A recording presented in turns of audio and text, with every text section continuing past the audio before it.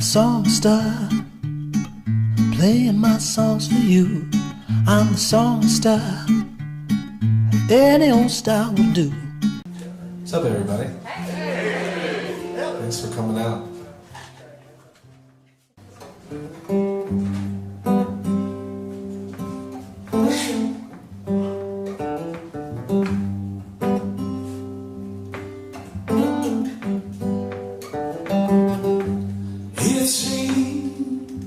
Lifetimes ago,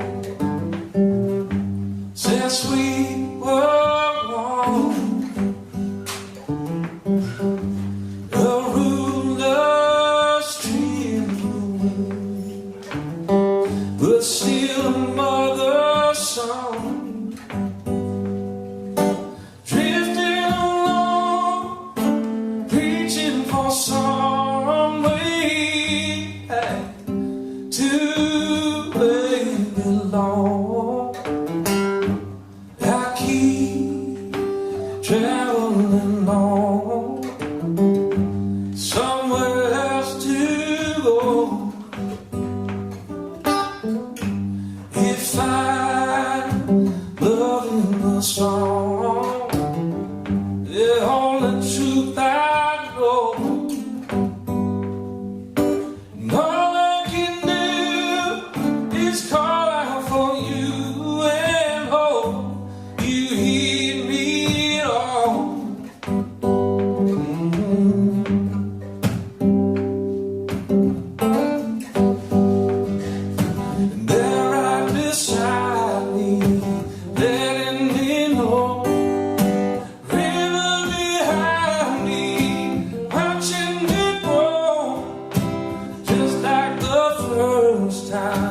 Open my eyes, loving all surprise.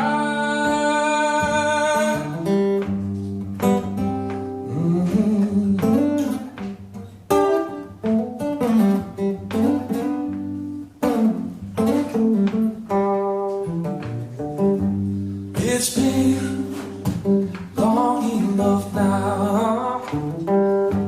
I should know better. Where time seems so short, I know we're still together. All I can do is call out for you and hope you heed me at all.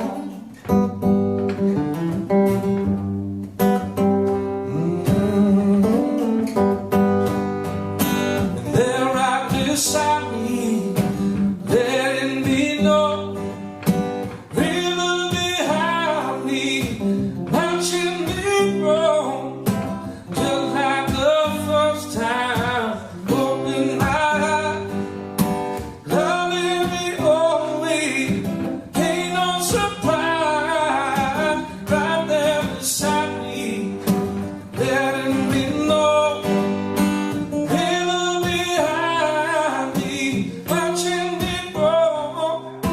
Just like the first time, open my eyes, loving no surprise.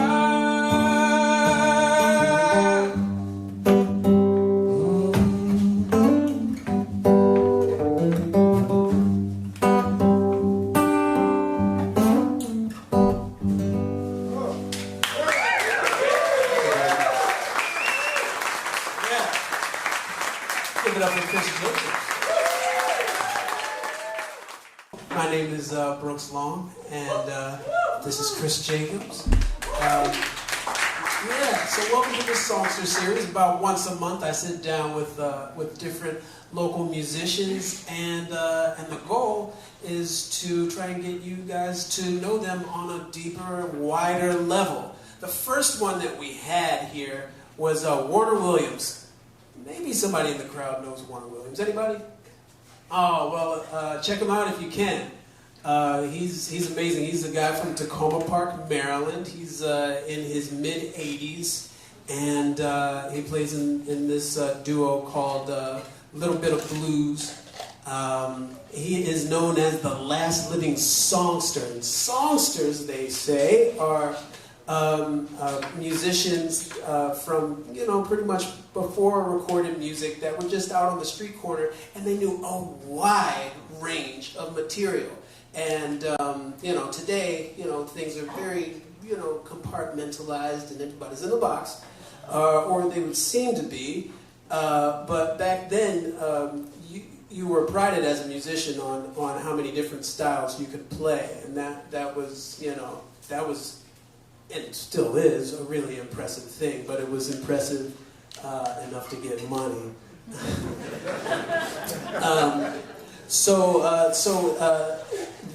There's this idea of people called songsters, and he's supposedly the last one. What they're actually finding out is that a lot of the artists from the 20s and 30s and 40s that we know as blues musicians or country musicians or jazz musicians or whatever, they actually knew a wide range of styles, and it was really folk societies and music industry people that said, well, we want you to do that one style because that's who you really are. So it gives a false sense of who they were, and it gives a false sense of who musicians are, and who listeners are too, right? Because you guys listen to a lot of different stuff too, right? You guys are songsters too. So anyway, that's why we have this little thing here, and I'm happy to have Cris Jacobs, who, if there is a songster in this world, you are one. So what's the name of that song? That's called River Behind Me. And that's a song I wrote with Ivan Neville for our record that's coming out, in September. That's really exciting. So, really, your first live music memory is what? Seeing the Neville Brothers with my parents in Merriweather when I was maybe 6 or 7. 6 or 7 years old. Yeah. So, and was Aaron there? Yeah, Aaron was definitely there. Ivan was probably there too. I haven't asked him about it. Oh, wow. Yeah, I don't want. He's a good friend of mine, but I don't want to fanboy him out or make him feel old either. He'd probably feel old if I said that. But he was touring with them a lot back then. So that's a trip, man. How's it feel? It's a trip. It feels. I mean, at this point, when the idea of us putting something together first came up, it was admittedly a little intimidating. We had become buddies. Off the stage, at the poker table, to be, it's true. We coincidentally sat down next to each other at a poker table in New Orleans, and got to talking, and we knew who each other were. And then maybe a couple months later, when I was in New Orleans again, and had some off time, walked into the casino, maybe. First person I saw. It's hot down there. You gotta sit in the air conditioning. Relax. Anyway, and the first person I saw was Ivan again. So he said, "All right, we're friends." Yeah. But it's but we've become such good friends that it's totally natural friendship, and it's really cool because we come from such different worlds that we connect on a lot of levels. That song it was a total collaboration, more so than I've probably ever done with anybody as far as songwriting goes. I write mostly by myself, and really rarely trade lyrics back and forth and talk real stuff with other people. And that was a song written about his late mom that he wanted to write. He said, "I want to write a song about my mom," so we did it together. And so it's pretty deep. Yeah. Well, that means a lot that he wanted to share that with you. Yeah, absolutely. Man. So you were down in New Orleans. Let's talk a little bit about the New Orleans scene while we're here, and then we'll go all the way back. That's cool. Yeah. I've sort of. How'd you get down there? in playing? You know, actually, my introduction was a lot of New Orleans musicians come through Baltimore, as everybody knows, and years ago, I just kind of started playing out in Baltimore. I think it was Pop Gross Funk was playing, and John, the keyboard player, John Grow, one of my dearest friends in the world now, you know. Somebody introduced me to him, and he said, well, you want to play? I said, sure, you know, what key are we playing? And then, what are we playing? He said, if you have to ask, you're not going to play. I was like, all right, I don't think so. It's all good. I'll play. Let's do it. And so that was, I think, my first time kind of getting in with any of those guys. I started going down to Jazz Fest, you know, crashing on friends' couches with no gigs or anything. I drove down by myself to New Orleans the first time, and it's a drive, and crashed on some couches and finagled my way into a couple sit-in opportunities, and then, you know, the next year I maybe had one official gig and lots of the sit-ins, and every year it's got a little bit better, and you know, actually had a bunch of legit gigs this year, and I've managed to make a lot of friends down there. It's been a huge just influence in so many ways, musically and otherwise, just the culture and the attitude and the vibe and the soul, and, you know, the tradition and the, you know. It's in the air down there. It really is. How was that Willie Nelson gig? Oh man. Yeah, I mean, I could quit now for sure. No, don't do that. Man. Yeah, but it's true. But I understand. I don't know how to top it. I don't know how you top that. I mean, it doesn't get any more living legend than that. It was an incredible experience. I wish I would have gotten to meet him. He was feeling a little under the weather and being a little low key, but I was dying to smoke a joint with him. Maybe this isn't the right time, Willie, but if you were thinking about it, you know. All the times for him to be sick. Yeah. He found a way, I'm sure. I'm sure he did. I'm sure he did. So, your first favorite song? The one memory I have is being an MTV kid, which I'm sure a lot of people in here were, even just watching these music videos all the time as a kid, not really even understanding the music as much, but I remember there was a Tom Petty video for, I think it's You Got Lucky. It takes place in the desert. He's like twirling a gun on his finger, he's got a cowboy hat, and it just like freaked me out. Like, and I was obsessed with it. Like every time it came on, it was like Tom Petty's on, and it was like freaking out. And I don't even know why, but that's my first memory of like a song that I just couldn't get enough of. Yeah. People don't usually think of Tom Petty as like a MTV star, but he was. Oh, he absolutely was. I mean, he wasn't, you know, rolling around in a wedding dress, but you know, he was. No, he was. He was on there.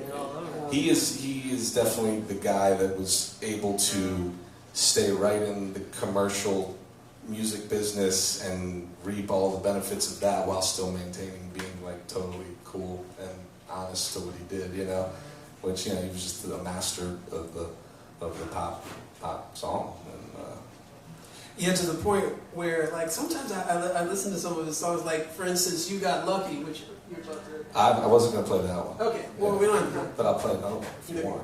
Yeah, sure. But You Got Lucky, he's just got a certain confidence in his songwriting. That line, You Got Lucky, babe, doesn't rhyme with anything else in the rest of the song. Right. He was just like, this is what it is. Yeah. And you listen to it, you're like, man, you're right. And it's such simple language that everybody, you know, can understand and relate to. And that is a gift. Yeah. What's your one? Yeah, this is I guess this is one of the early songs I learned on the guitar in general. Was when the Wildflowers album came out, and I was kind of just getting started, and probably wanted to impress a girl with this one.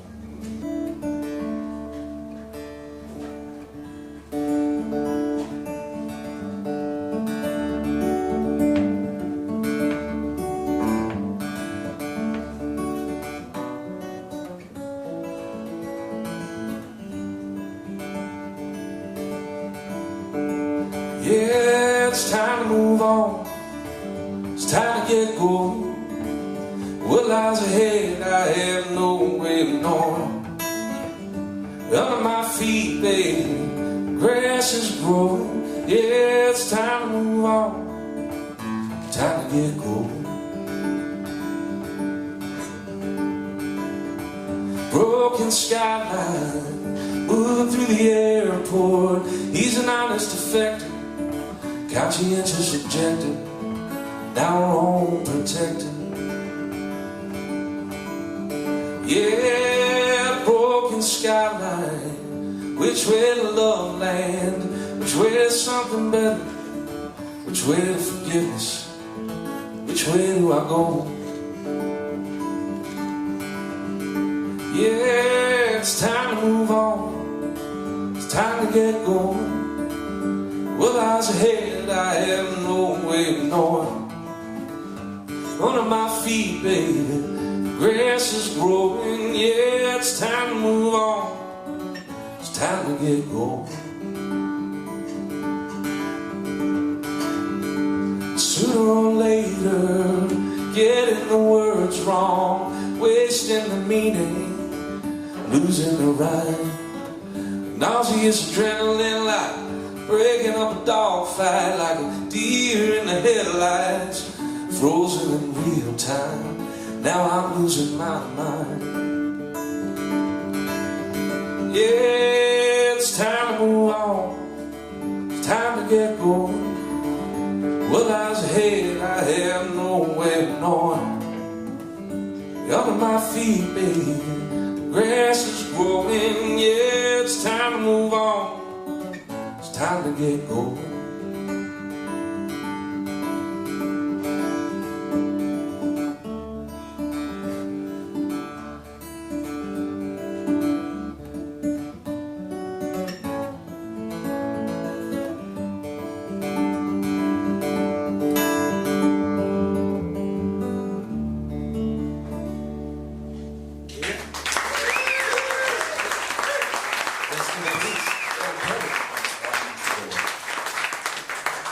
So you learned that when you were just getting. I learned that, yeah. I don't think I played it quite as intricately as that. Not that it was super intricate, but it was definitely the, time to move on. Yeah. You have to wait a little bit between chords. So, you gotta get upset. Yeah, man. How old were you? 16. 16. So you started when you were 15. Started when I was, late 15 year old. You could already play a song a year in? No, like I say, I wouldn't go that far. I could try and do some chords, but when I decided I wanted to play, it wasn't like I was a kid being force-fed piano lessons or something like that, and then just kind of lost interest. It was like I decided that I wanted to do that. This was the thing. Went all in, yeah. So, when you did that, you started gigging pretty early, right? Yeah, I did. Probably about less than a year in, I met a good friend of mine who's one of my best friends in the world, named Ed Huff, who's also a great Baltimore musician that I play with in lots of various formats. And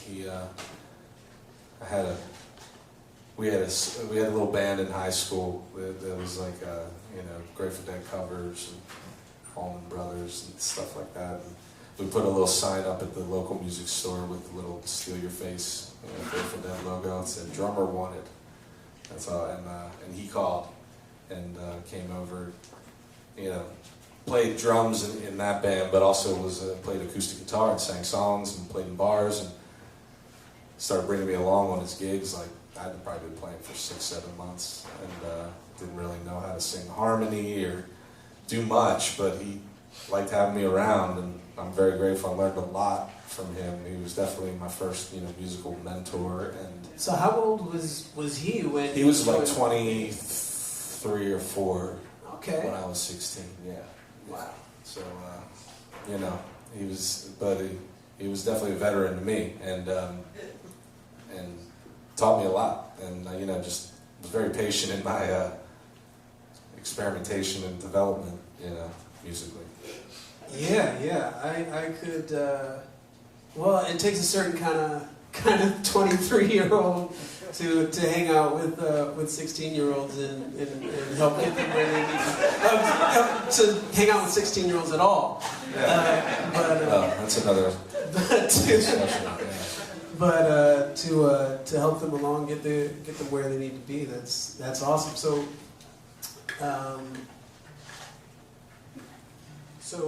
You've been in lots of incarnations of things with him. You were in this band, Smooth Kentucky. Mm-hmm. Occasionally, you still do? We once in a while. I mean, some key members live in different states now, so it's not as easy to do. But once a year maybe. But yeah, I love that band. Bluegrass bass thing, and we had some great times. It was sort of a band that we never really took seriously. We didn't really rehearse much. It just naturally just came together every time and felt like the most easiest, comfortable situation. And sounds like that. yeah, that everybody was sort of doing different things, so we never really pursued it. But that band could have done something. Could have been a contender. Could have been a contender. All right. Well, moving on. How did you? What was the process like getting to this wide range that you have today? When I started playing and getting into the people that were inspiring me to play, it started out with Grateful Dead, Allman Brothers, Jimi Hendrix, the typical experimental teenager type stuff. And as I started learning what they were doing, I was also learning about who they learned from and tried to learn who they were and what they were doing, and then keep going back further. And it led me to, the American roots styles of music: bluegrass, blues, folk, some jazz, country, gospel, all that stuff. And I dove into that very hard and tried to just learn all those fundamentals, really, really absorb it. And that just, takes you down so many different rabbit holes, because every artist that you explore, you try to learn, where they came to be. And there's just, stylistically speaking, there's been so many styles of music, like you were talking about putting things in a box. I mean, that resonate with me. And to me, it's not, people are, say that, you're all across the board sometimes, and to me, it doesn't feel that way. It's like all, the same umbrella of stuff, just, different nuances, different rhythms, but it's all the same notes and, the same vocabulary at times that I've been drawn to, just, with different labels. Yeah. That's how I see it. That seems to be a consistent thing. That's what all the good ones say. Well, because, true. The bad ones don't seem to say that usually, but I talk about your current classification as a country artist. That's what Rolling Stone says, and if Rolling Stone said it, then it must be true. Yeah. Yeah. What, was that a question? Well, I want to address it. Sure. I'm sure you don't mind being in Rolling Stone. Not at all. Yeah. Call me whatever they want.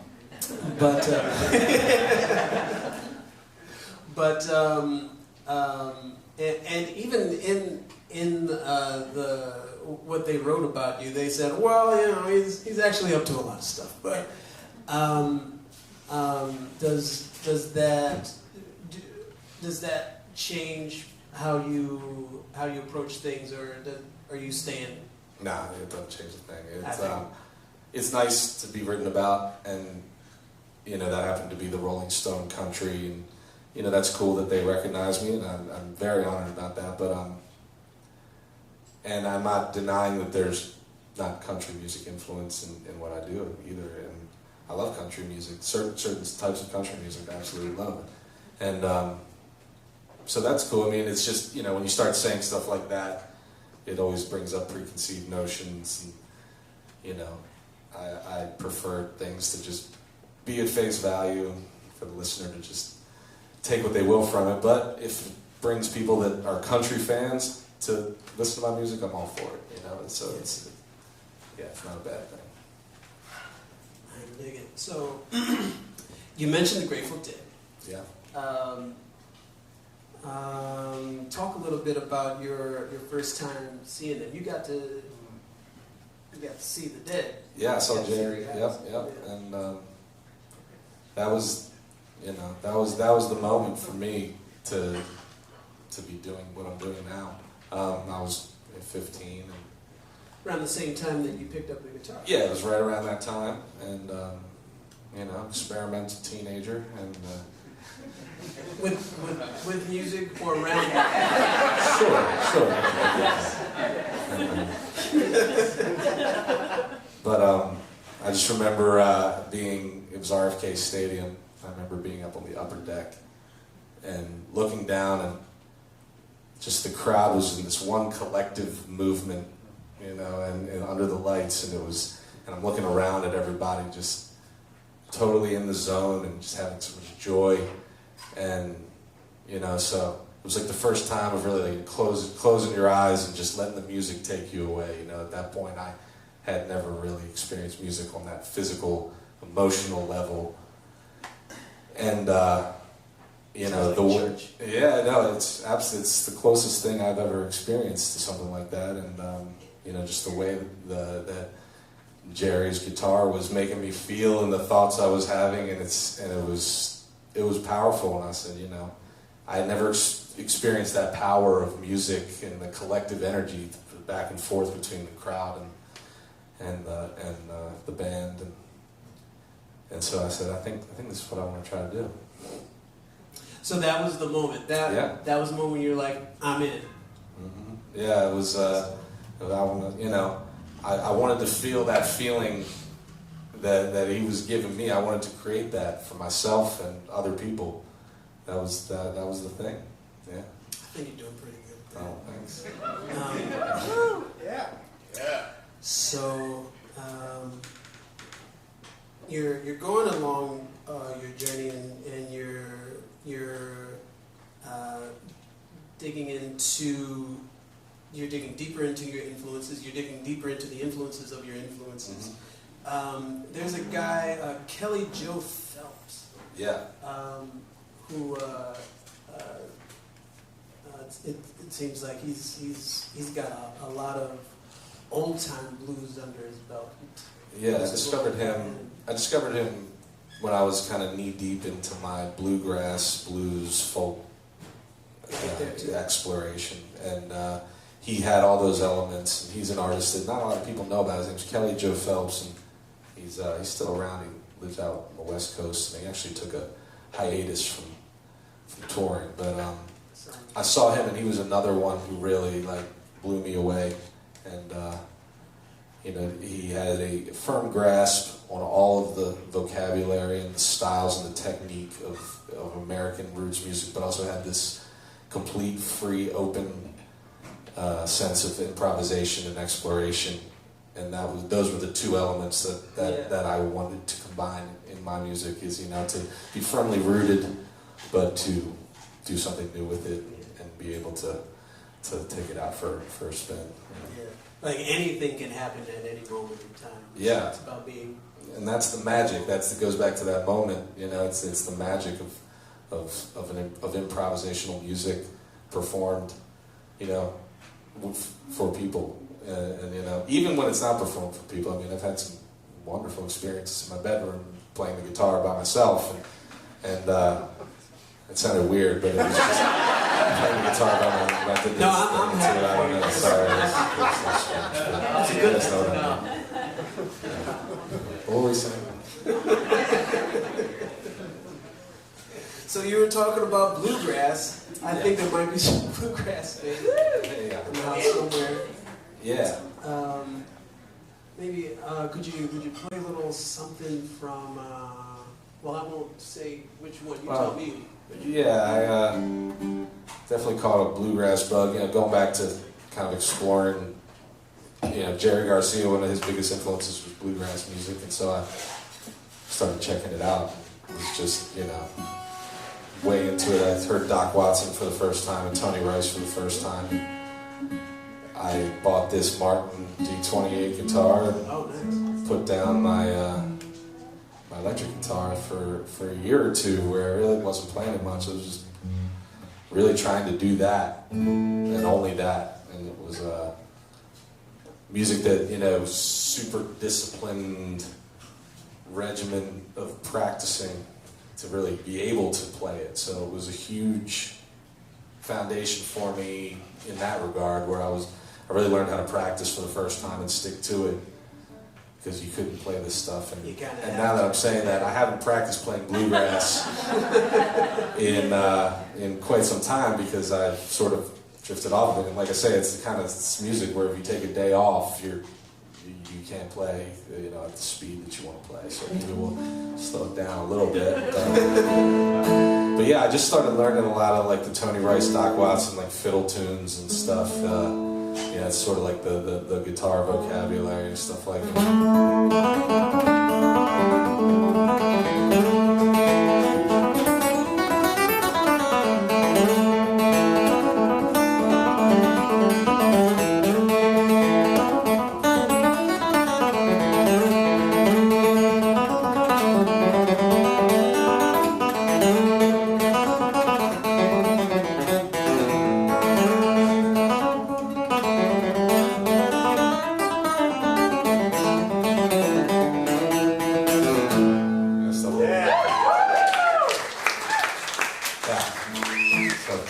That's an old fiddle tune called Salt Creek, and I learned a bunch of those kinds of tunes, and that was just such a technique builder and vocabulary builder, and I just love. I love that music so much, and it was. Now, who's associated with that song?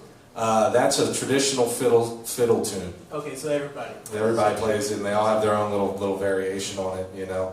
But any bluegrass guitar player has played that song. It's like one of the flagship kind of standards. Yeah. So let's dig into.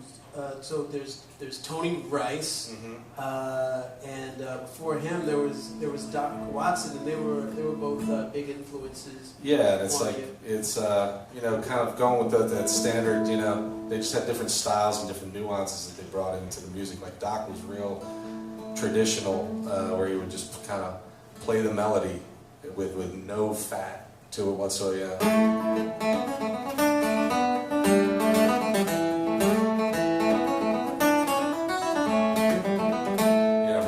Straight, but like every note perfectly placed, because you know, but you know, Tony brought in a lot of like blues and jazz, where he would be like,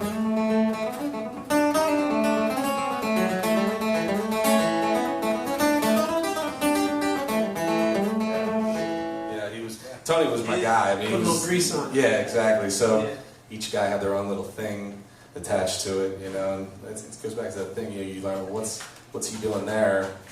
Where'd that come from? Like, why is he throwing that in there? Oh, because he was influenced by a lot of blues and these jazz players, and so you go check them out. And you know, it's. But from what I understand, Doc Watson was influenced by some jazz guys. Oh, absolutely, yeah. Louis Armstrong and Django Reinhardt. Yeah, it goes back to the vocabularies. There's only 12 notes in the Western scale. You know, do, re, mi, fa, sol, la, ti, do, and you know, nothing is too far off of anything. You know, I mean, I hear Louis Armstrong and Doc Watson played the same standards. You know, and definitely learned from each other. And, yeah, I've always been a big fan of blurring the lines between all that stuff. Yeah, but bluegrass gives you a lot of discipline, right?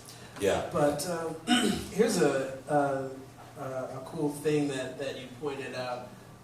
Charlie Parker once said, "Learn all the notes and then forget them." Yeah. Yeah. So I think that probably factors into, you know, when you have the space to improvise and just go out and find stuff. Can you talk a little bit about that? Yeah, I mean it's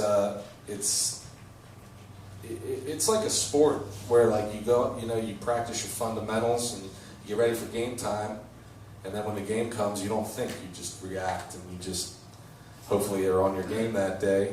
And that's sort of what it is with improvising, is you learn all the vocabulary, you learn all the technique, you're ready for battle, you're loose, you're ready to get, everything's moving where you want it to, and then it's a matter of, you know, being able to connect to what you want to play, and that's a whole other thing, but being, you know, having your head in the right space and your body in the right shape, and being able to like receive the communication of all the, you know, of the music that you're trying to pull off, and that's the ultimate. And that's where, you know, genres don't matter. It's just rhythms and melodies, and they can all blend together, and that's a beautiful thing. Yeah. We'll get back to that. All right. But I do want to talk about your songwriting approach. When did you start writing songs? Well, I started trying to write them, you know, around college time. Well, you know, I wrote a few little things, but nothing that'll ever see the light of day. And yeah, and I guess the first song that I wrote that I played in public, besides like one that I played for this girl that I knew, that I met once on a trip overseas, and it was, you know, the cheesiest romantic attempt you could ever imagine. And I think she's the only one that's ever heard that. And besides that, it was the first song that I played, that I, like, you know, played in a repertoire. Yeah, it was a song called Jeremiah Jones. It was on the first Bridge record. Yeah. Yeah. So we should probably talk a little bit about the Bridge. Sure. Yeah, nice little band you had there. Yeah, we had a couple years for sure. Yeah. How long were you in that band? When did you start? Well, technically, I guess we still are, but you know, it was 2001. 2001 Thanksgiving was sort of the kickoff.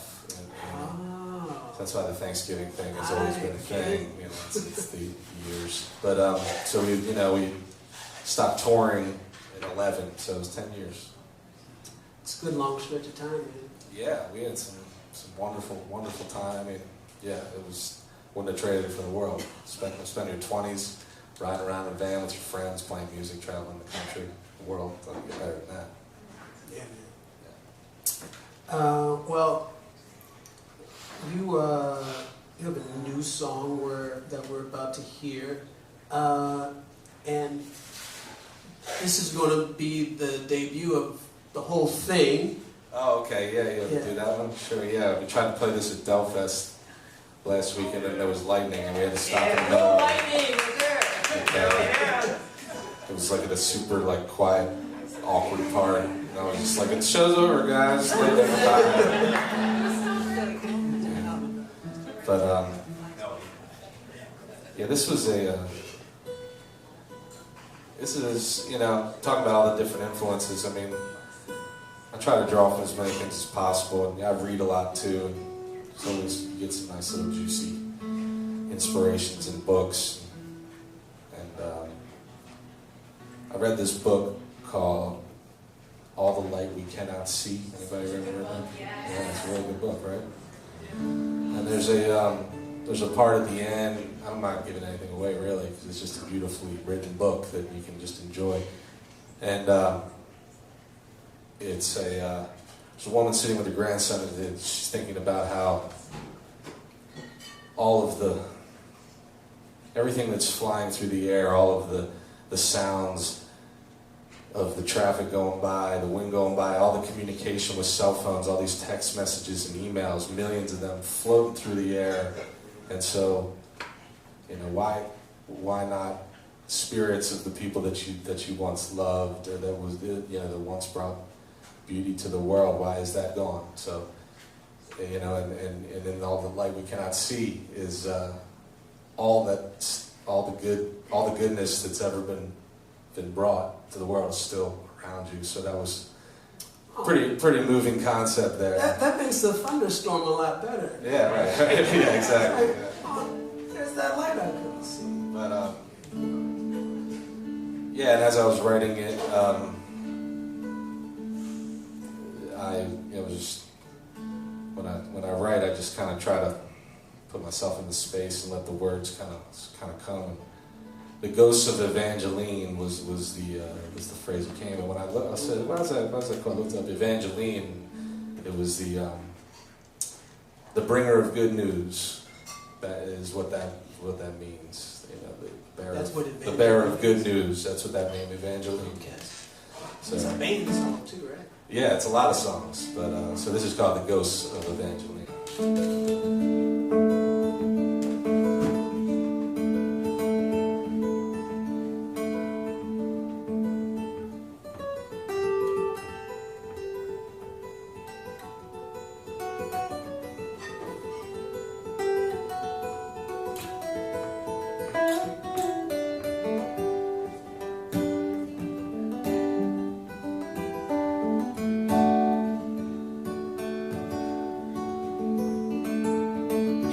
Thought I could tell the voice of John heard while the wind whistled up from the dirt, like a man behind the curtain telling good news and right.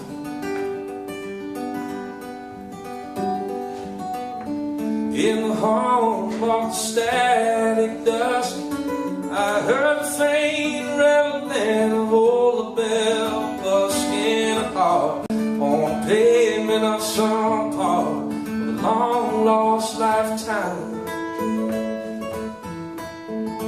All of that lonely light day, singing along you see great away what lingers on among the light that stays unseen. All these ghosts of Evangeline.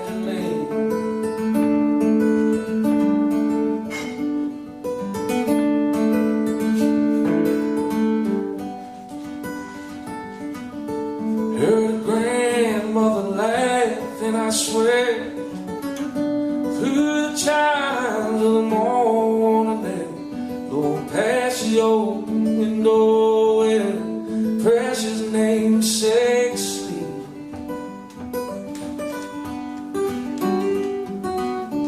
In those wild angel dreams she'll stay, where the matriarchs of ancient gods pray on all things good in our days to comfort and keep.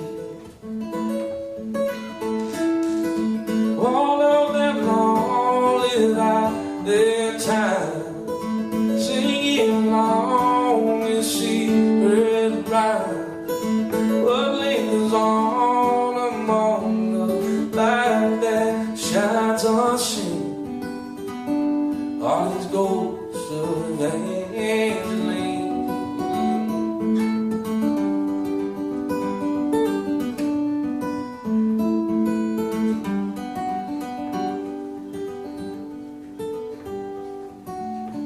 As we bid a fond farewell to little blackbird that flew and fell, let's imagine what a soul would tell if we let ourselves hear.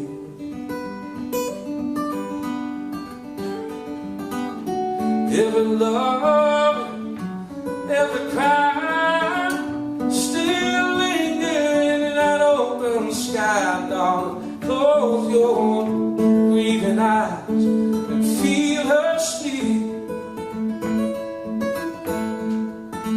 All of them long live out their time, singing along with angel line, but live on among the light that shines unseen.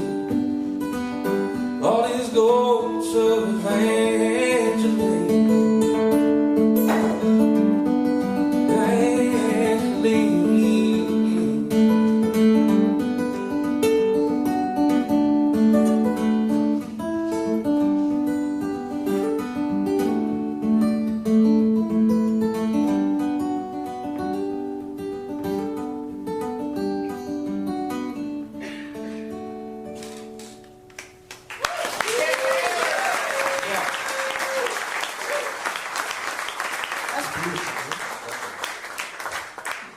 that going to be on the new album? Yeah, probably so. Yeah. All right. Actually heading tomorrow to do a few more sessions. We've got 10 tunes. Just need to touch them up. Yeah, very very psyched about it. It sounds really good. I love my band, so it's So do we. yeah. You surround yourself with players like that. I brought a bunch of songs to the studio, and I kept them from them. I didn't play them for them. It's just like, they're like, you have tunes? I'm like, yeah. You know, some of them maybe weren't finished, but 9 out of 10 they had never heard until we recorded it. So. Keep them on their toes, keep them fresh. Exactly. Keep the raw instincts, man. That's that's how records are good. It's when you start thinking too much, you start getting too cute. And it sounds you kind of lose the fire. So it's I can do this, and then I can do this. I wanted to avoid that. Half that and half I'm a super procrastinator and didn't have them finished until like the week of. So it sort of worked out. I think I know bigger musical procrastinators. So I wanted to ask you about your voice. So you were inspired by by a lot of people, but after you saw The Dead, you were definitely down to play the guitar. Mm-hmm. Yeah.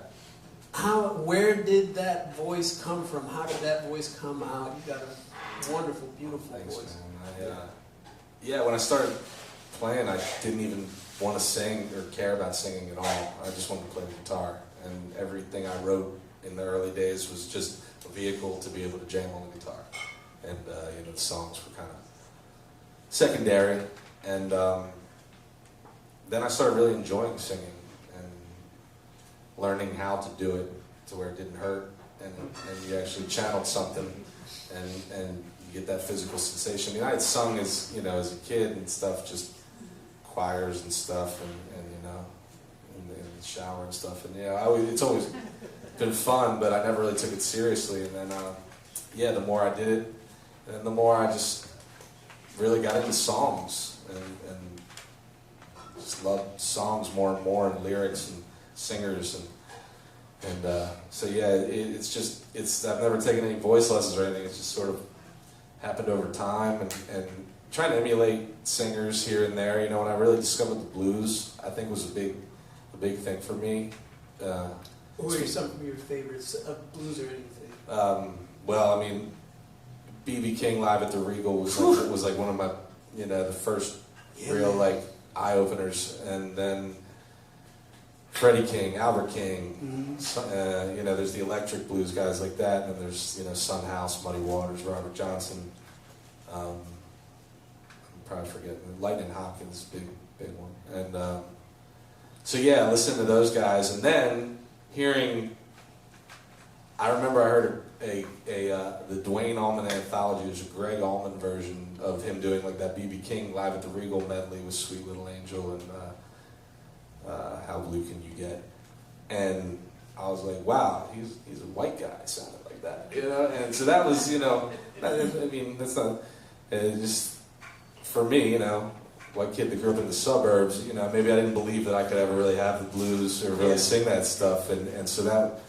Greg's saying, "Hey kid, you got this, man." It was just it maybe forced me to imitate and emulate a little bit, and then it was like, oh, you gotta dig deep and get all that out when you sing. It's not just superficial. You really dig down deep in your gut, and then it's like you get that physical sensation. The more I did it, sort of found my own way through it. Yeah. But I think that was like the first time I really tried to really open up my voice and find it. Was that? Yeah. Well, let's talk about your ideas of tradition and originality, because there's always this tension between listeners, between musicians all the time. Where are you in that dichotomy, in that tension? I think it's really important to me to absorb tradition in music, absorb the forefathers, and the roots of the tree, really try to ingrain yourself with that instead of the branches, you know, and the guys that really mattered. But then when it comes time, you know, what I want to, certainly there's some amazing traditional musicians that's their goal, is to just honor that tradition, and that's a wonderful thing. It needs to be done. You know, I guess my approach is to write my own stuff and there's never been one particular style that I've wanted to do exclusively. So, but there's so many styles that I like, and I try to pay homage and reverence to them by really learning, you know, the fundamentals and the real vocabulary and technique. And then, you know, when it comes time to write, it's sort of like the Charlie Parker thing. You just forget, and you just, you know, hope that you're in a good place to receive the communication, because that's, you know, when it comes down to it, that's really what it's about. In the perfect world, is, you know, somebody takes my hand and just writes the song on the page, and it's, you know, it's maybe happened a handful of times where I felt that, yeah, but that's what you search for, you know. So it's a lot of other factors too, but you know, it's sort of like the traditional stuff I consider like taking your vitamins, you know, listening to your daily dose of Doc Watson and, you know, Lightning Hopkins, and then you're healthy, you're strong, you know? Blood's flowing, dude. That's if I'm ever lost musically or sort of like not, you know, I go back to that stuff and try to, and it grounds me. Your roots are like your home base. Yeah, it's just what I've been drawn to. It's what it feels. It's emotional. It's got a spiritual connection to the earth, to the world. You know, those styles of music, and that's where you know, that's what it should be. Is it should be an extension of the, you know, human element, human emotions. And that spirituality is, you clearly can hear it in your music, and it goes beyond just you know, trying to impress somebody. Yeah, there's, you know, there's impressing, and then there's trying to inspire, and I choose to try to inspire. Maybe when I was younger, it was, you know, fun to try to show off, you know, how fast my fingers could move, or, you know, what fancy lick I could pull off. But you know, there's really nothing to that, you know.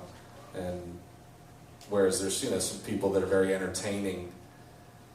You know, that's another thing, is the art versus entertainment thing. You know, music can serve a lot of different purposes, and there's no, you know, I'm not faulting one over the other.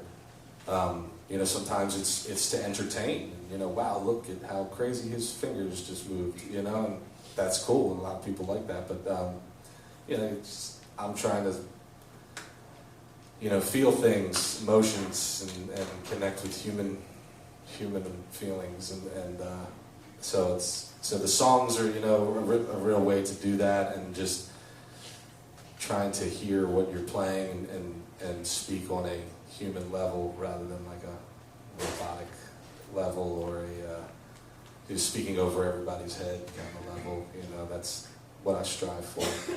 Yeah, and to make people, to bring it back to when you were 15 in RFK Stadium. That's it, man. I mean, just to make them feel something. Sometimes it's, you know, you want to make them dance. Sometimes laugh, cry, you know, think, and they're all things that we should do. And you know, that's you know, that everybody knows that feeling when they hear a song or see a performance that just gives them the chills, makes them, you know, makes you want to call your mom and tell her you love her. It makes you want, you know, like, appreciate your loved one more than you may have. And it makes you want to, you know, makes you want to call go home and write a new to-do list, and just, you know, just it makes you a better human being. And music has that power, and that's what I try to achieve. You know, that's what it's, you know, that's what it's all about. You know, hopefully you get there, and then, you know, obviously you still want to have fun, and you do want to entertain sometimes. I mean, people, you know, you're in the business of selling tickets and playing shows, so it's not all, you know, it's a fine line between that. But in a perfect world, it's, you know, the artist receiving that honest connection and making that honest connection, and that's the stuff that I think goes deeper with listeners rather than just like, that was a entertaining show, you know.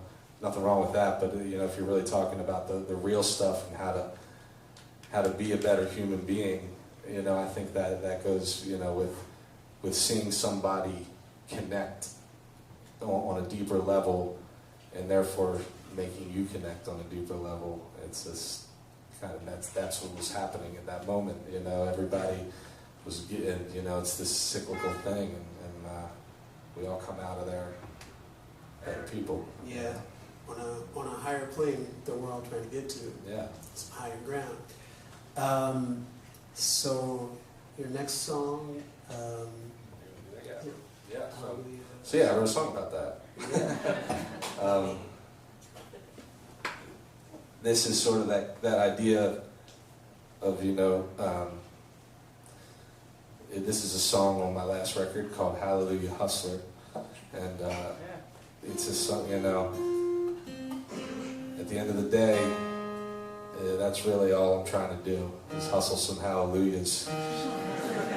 And, you know, just to provide those moments of joy, you know, forgetting, you know, the everyday mundane things, and just lifting the spirit a little bit in any way. So, you know, even if it's just for a minute, you know, it's a pretty noble thing to try to do for a living. And a lot of people want to. What's that? A lot of people want to. Oh, yeah. You get to. So that's where this song came from.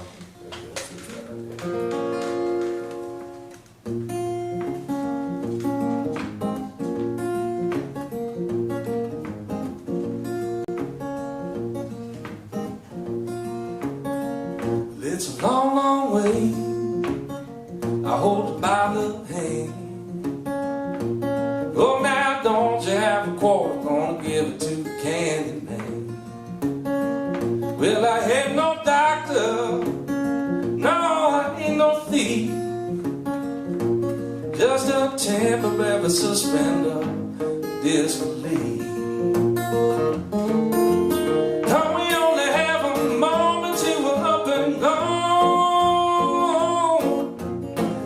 Maybe make a pallet, lay your worries down upon, then for your sweet salvation, dollar for your mercy mine, 20 for the whole damn holy rolling ball, karma if you die tonight. Everybody's looking for some peace of mind sometime. Well, I said to you just a hallelujah hustler.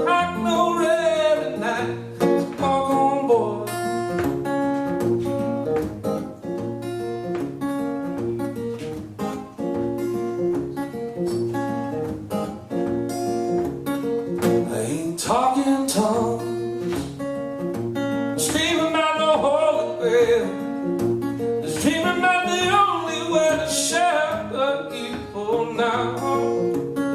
Well, everyone can tell which way the thunder rolls. We all will hide our soul. We all will hide our souls. Don't deny the midnight shoulder. Don't deny.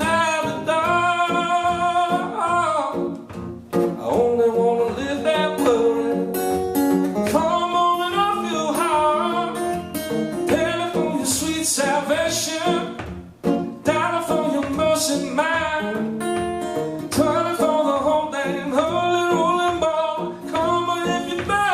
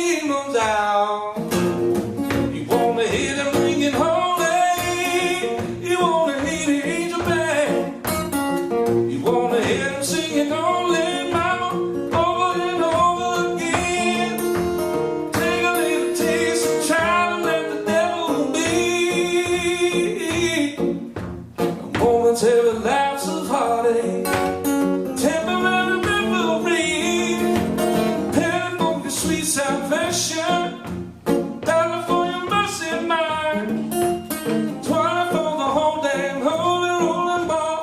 Come on everybody tonight, everybody looking for some peace of mind sometime. Well, I said to you just a hallelujah, hustle, high glory tonight.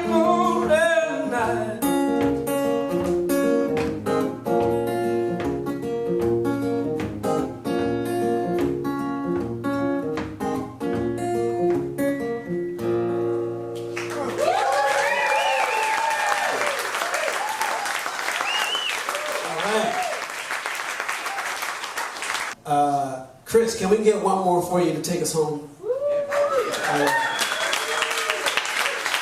to hear a new song or something you know? Yes. What about Buffalo girl. Well, here's a I new think they named song. about 20 songs. Here's a new song called Buffalo Girl. Thanks for coming, everybody. This is very, very cool. Fun, different kind of thing. And Brooks Long's great friend and fantastic musician. So next time he's coming, we can see him. I'm gonna do one of these for you. Put you in the hot seat next time. I don't know, man. It's a little intense.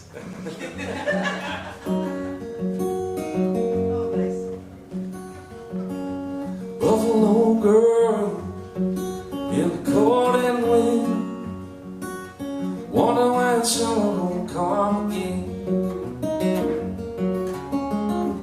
Walking alone on the old Nile River, chasing down a butterfly, only catching that one in 10 times. And I'm about to sing down in Ohio. Tomorrow's just another little seed to sow. That's the one. So come up and go down, honey, get another chance around. Fill the sky up with our blue, hope it never come down. They say Colorado, just like God was holding on. Find somewhere she can paint dreams upon it. Barcelona is where you go to fall in love. They still dance every Saturday till dawn, playing guitar while the tango and twirl. Who'll break your heart on the edge of the world. Buffalo girl, well, you knew all along, but you didn't hold back. The heart of mighty thing to knock off the track. But harder than that is to let it die. Never-ending pride, ain't it a wonder just to wake up and still be alive? They say Colorado, just like God was holding on. Find somewhere she can paint dreams upon it. Barcelona is where you go to fall in love.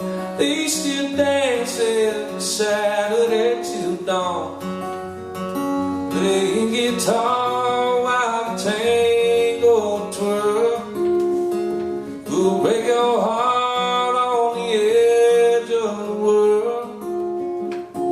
Buffalo girl, I said blessed love and damn this curse, fear of living life in reverse. Sometimes baby I wish I was the one to sit around waiting on nothing but the sun. But that ain't me, and it ain't you too. got too much living to do. So don't look back, know where you're going, even when you think you don't. Got your compass in your core, baby. You know what for, baby. Find your due north and be on your way tonight. You got your compass in your core, baby. You know what for, baby. Find your due north and be just like those butterflies.